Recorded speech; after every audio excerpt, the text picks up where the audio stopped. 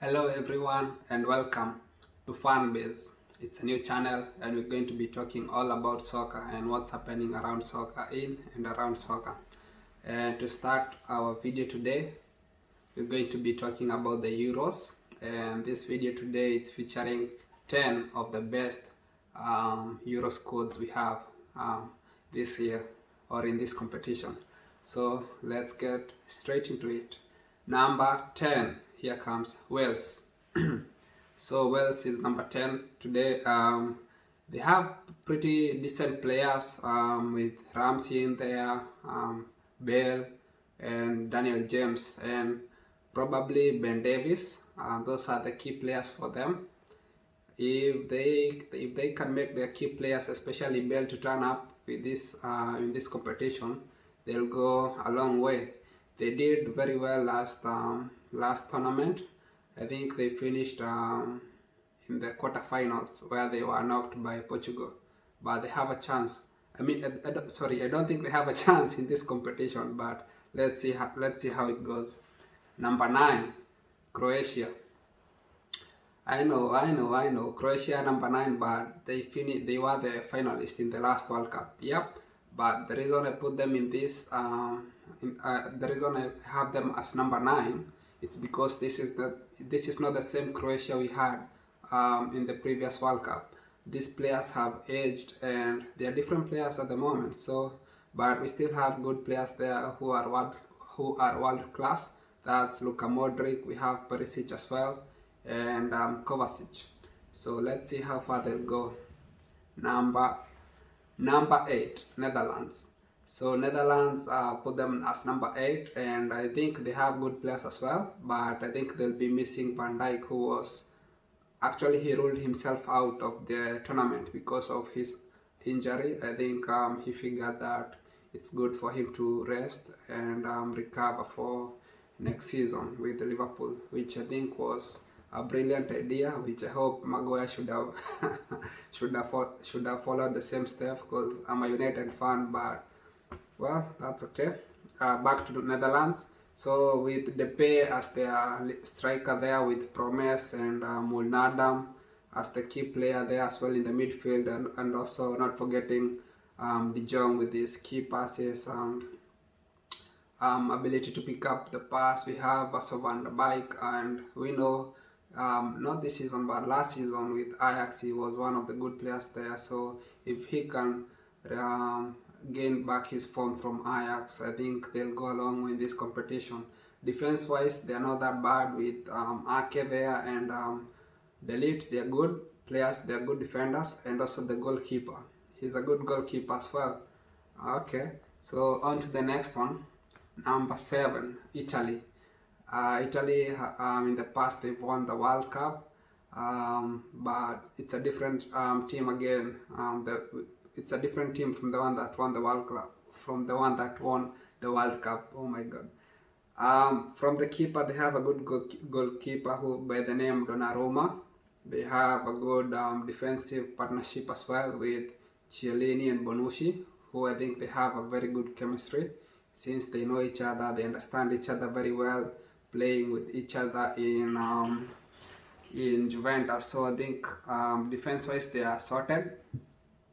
Onto the midfield, they have good midfielders as well. They have Jorginho and Verratti, and I think Italy will be praying that Italy fans will be praying that Italy get lots of penalties, because Jorginho he really misses his penalties. So yep, and also their striking force, it's not that bad with Immobile, Insigne, and Chiesa, who are good and decent players as well. Now number 6 is Germany. I know most people will have maybe Germany, maybe top 5, top 3, I don't know. But according to me, I think this German team, even though it has very good players from the likes of Neuer, we have Gundogan, Kroos. Actually, Kroos is not on my lineup, but he's good as well. Yeah, they have very good players, but I think they've lost their form, and if they don't find their form, I don't think they'll go far. Actually, I think they won't make it past the group stage, because let's face it, they're in the group of death where we have France and Portugal and them and Hungary. If they don't bring their A game into this into that group stage or in this competition, then I don't think they'll be going far. I think they'll be knocked out straight in the group stage. And lately they've not been playing very well. They just drew the other day with Denmark. It was even though it was a friendly, but they drew 1-1 with Denmark. Such games, if it's the old German machine, then such games you expect them to win. And even though their coach have brought back Hummels and Muller, I still don't think they'll go far. But who am I? Let's see. And somebody told me that German's coach was looking to call in Lewandowski, but because he's been playing in the Bundesliga for long, but he realized that he's not for German, he's a Poland. Just kidding, man. So I think they have good players with Sane and Gnabry on the wings. With their pace, they can take on players. I think the problem will come back to either Werner can finish, because if Werner is able to find his form, the one that he had with Leipzig, and if he can be clinical up front, I think they can go far, because Sane and Gnabry will be delivering all those crosses. And also they have some good subs with the names of Cruz, who's not on my lineup. I think Cruz can come in for Gundogan. I think as well Kai Havertz, and Kai Havertz can come in as well, who scored the winner in the Champions League of Chelsea and Man City. So let's see how far they go, and I think they'll give all they can in this competition, because this is the last competition for their coach, who will be resigning or retiring after this competition. So I think they will want to honor him by winning this tournament. But as I said, they're in the group of death, and I don't think they'll make it. But who am I? Let's see how far they'll go.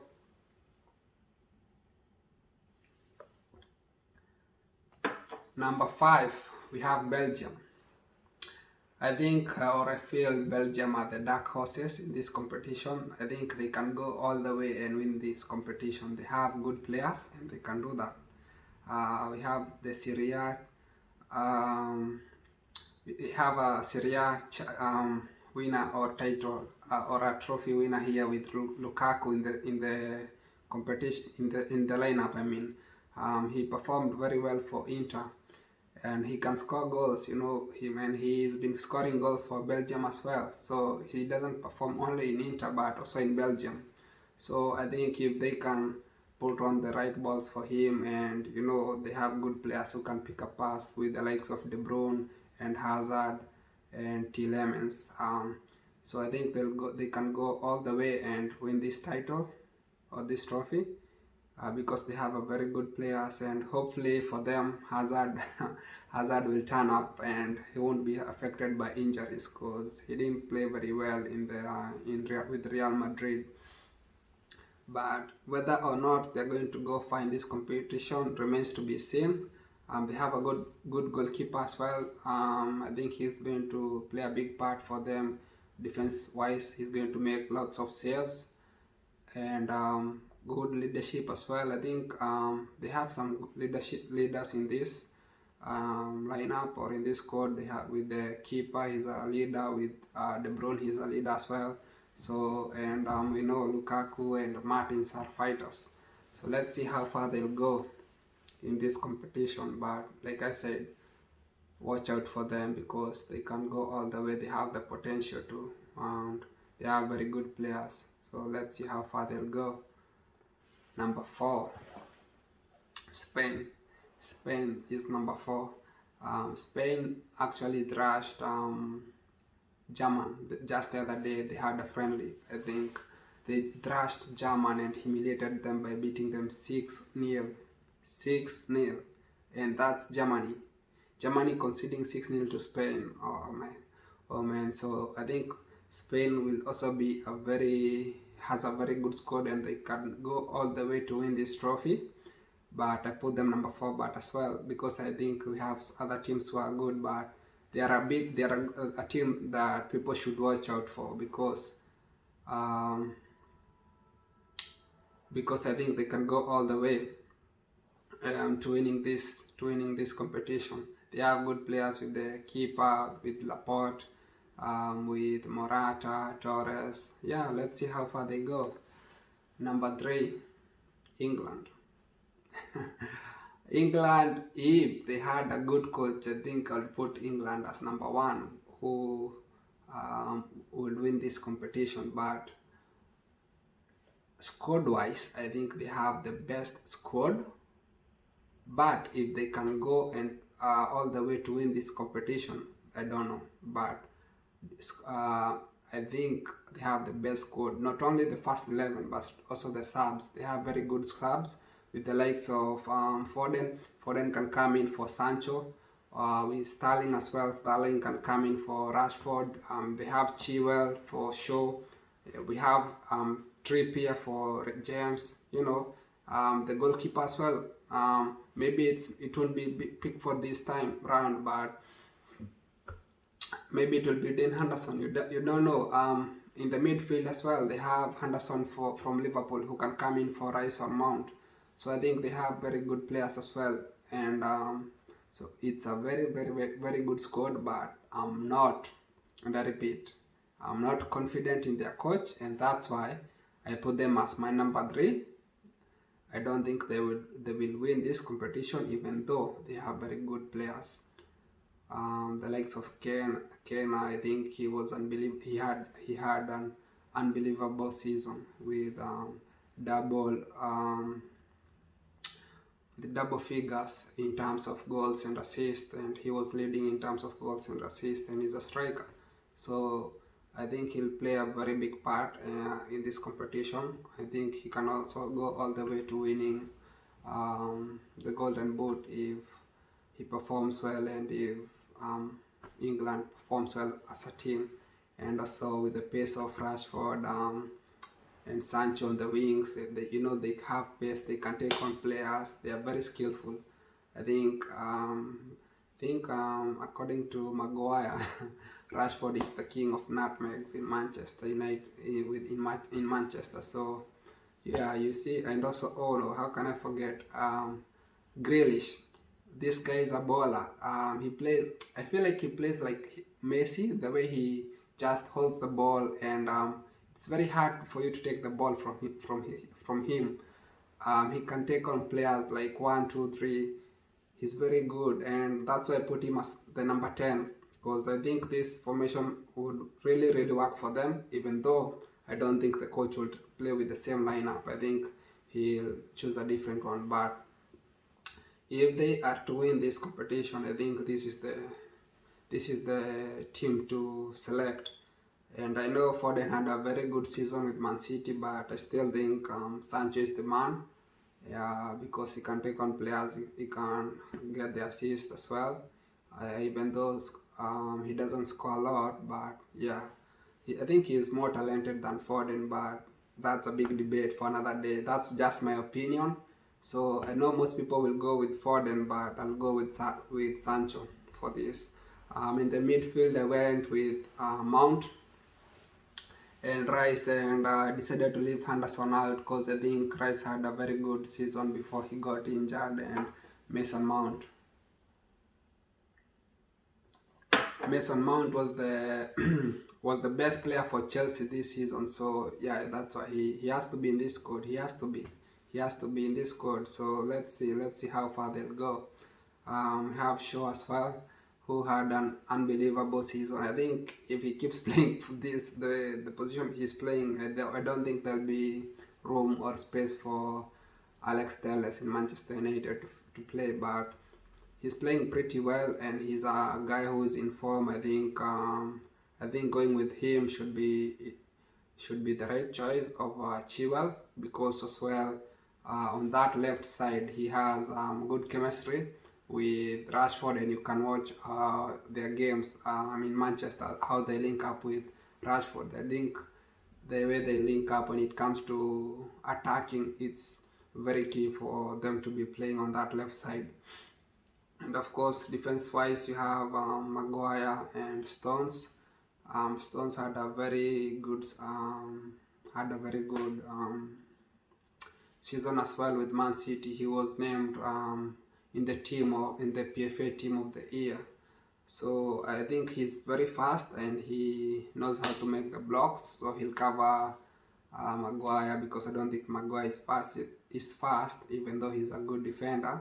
And also James, he can overlap, he can bring in the crosses. Defense-wise, he's good as well. So the only, I think, weak link in this team is Pickford. He is not that much of a big or world-class goalkeeper, but sometimes he can make saves when you don't expect him, and sometimes he'll concede the goals that you expect him to save. Sometimes I feel like he's more like Barthez. Anyone remembers Barthez from France? I think sometimes he's more like Barthez. Barthez used to make good saves. The times you expected him to concede, because maybe that was a great great strike. That's the time he'll make a very world class save, and the ones you'd expect him to like make a save. I think those were the ones which he conceded. But yeah, let's see how far England can go. So England were number 3. So number 2, drum rolls. France.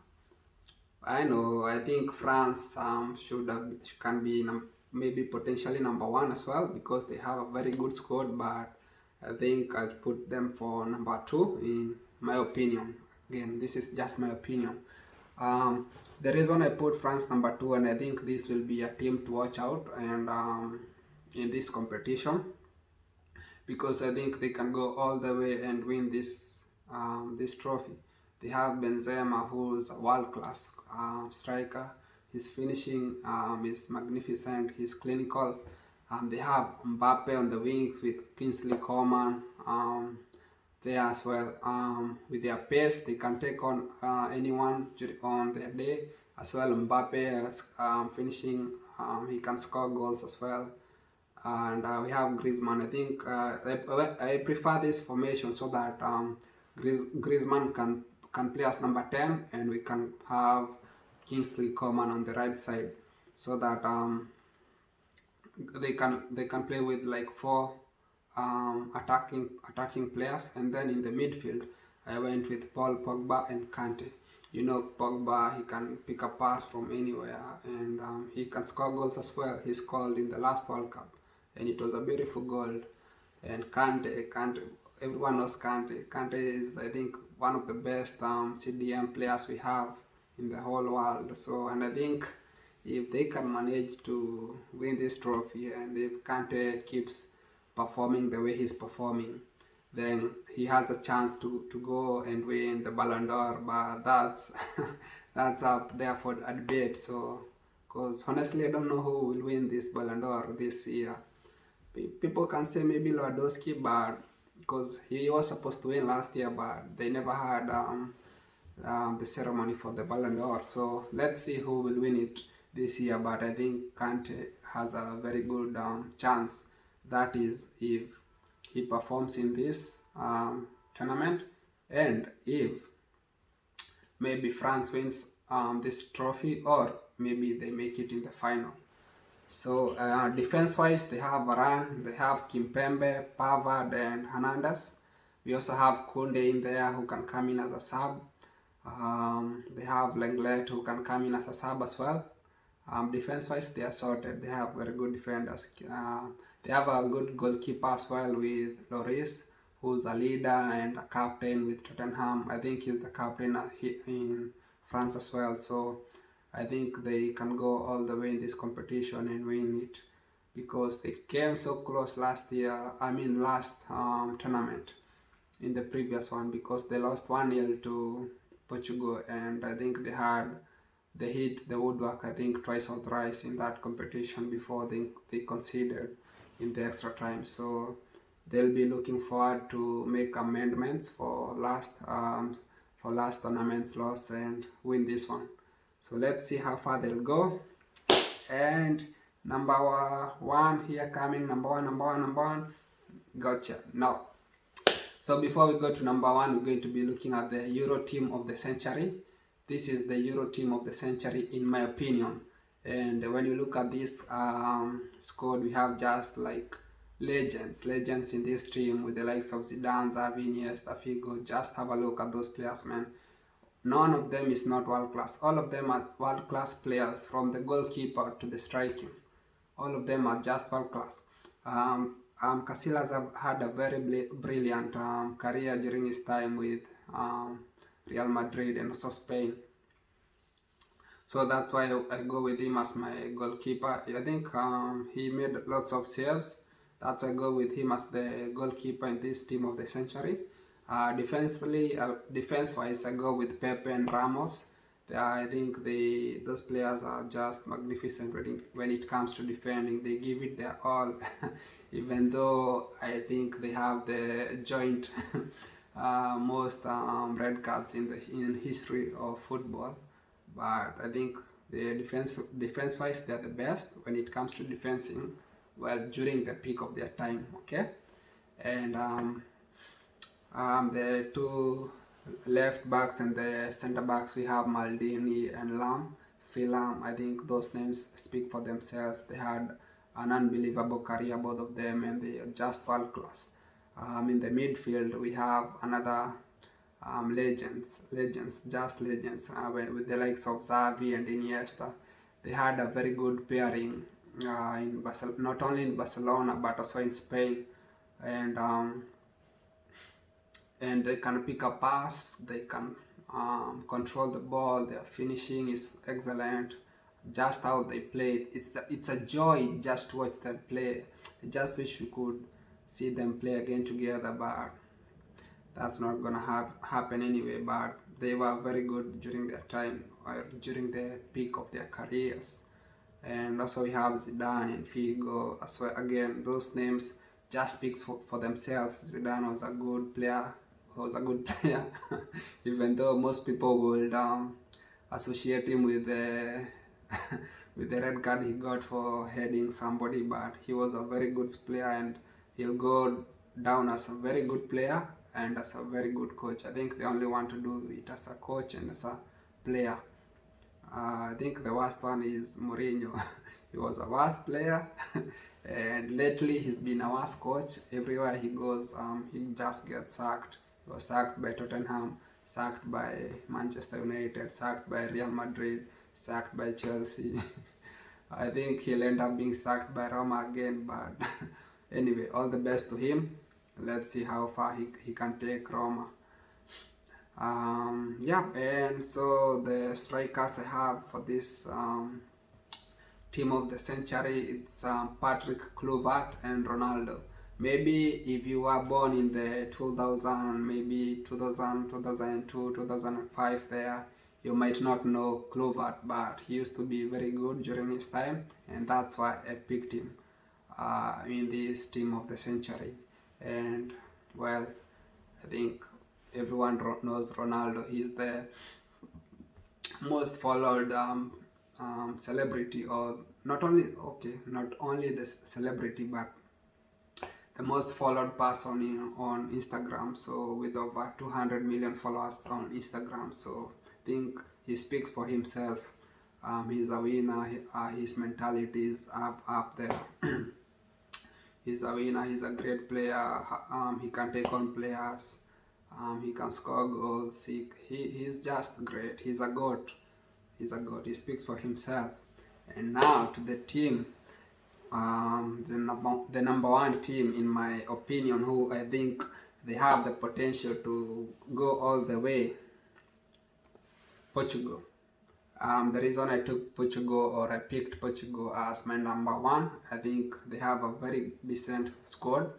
I think they have good players who are coming up and who wants to win trophies, and I think they have the potential to win this trophy or this tournament twice in a row, and I think they can do it this time. this time round. So defense wise, we have Cancelo there, who again was named in the PFA team of the year, alongside with Diaz, who played a big part in Man City's defense line for them to who helped them not only who was very great at Man City, and they did not concede much with him. We have Pepe as well, with all the experience from Pepe. I think he'll be he will link up with Diaz very well in that defense line. And as well in the midfield we have Pereira, Moutinho, and Fernandes. We all know Fernandes. Or Bruno. He's a world-class player, and I think he has the ability to pick up a pass, and he can pick a pass from anywhere.